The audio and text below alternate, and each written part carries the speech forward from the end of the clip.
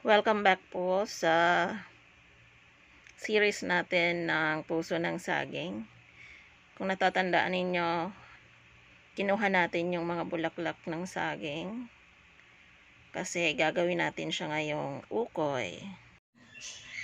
Ayan, kita nyo po yan. Yung bawat bulaklak niya na mayroong ganito na matigas siya, parang palito ng posporo. Tatanggalin po natin yan. Magtsatsaga nga lang tayo, isa-isa natin tatanggalin. Madali lang naman po yan tanggalin. Ayan. Kasi matigas po yan, pangit pagkakainin nyo na.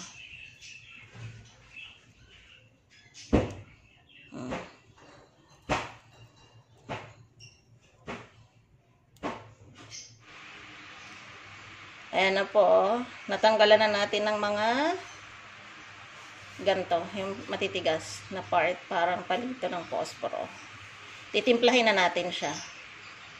Magtimpla na po tayo ng butter or yung panglagay natin dun sa ukoy. Lagay lang tayo dito ng tansyahan na lang to. Harina po ito, flour. Mga 4 na kutsara. Yan. Tapos, konting asin. Paminta.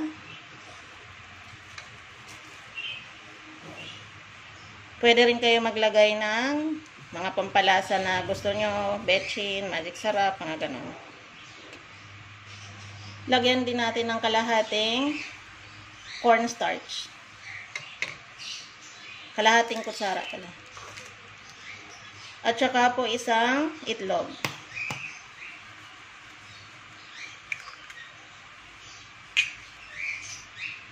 At konting tubig. Tansya-tansya na lang.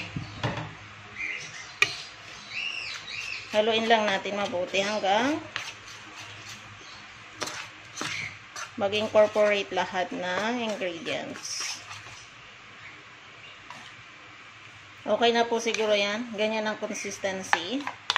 Tapos ilagay na natin yung banana blossom.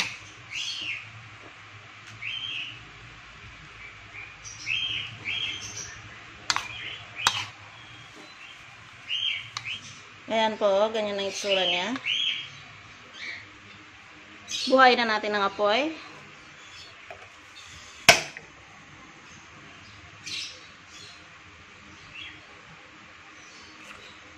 Katamtaman lang po yung lakas ng apoy.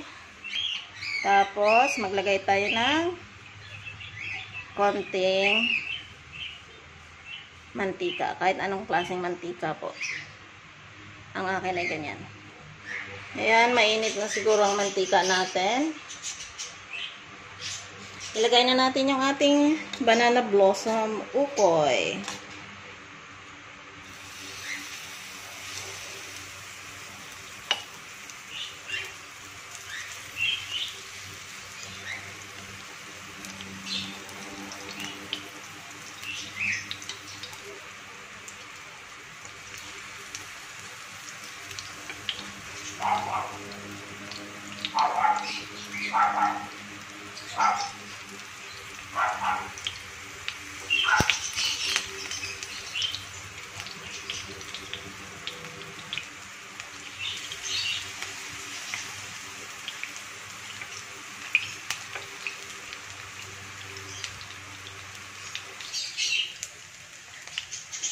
Balik rin na natin. Luto na siguro yung kabilang side. Ayan. Dapat ganyan, golden brown. Ito na po, luto na siya. Ayan. Tikman na natin.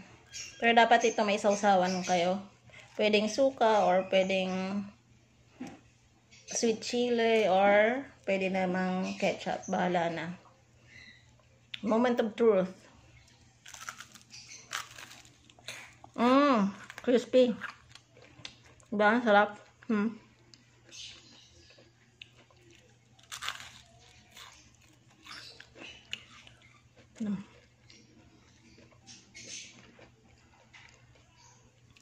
Subukan nyo na rin. Walang tapon sa puso ng saging. Sarap.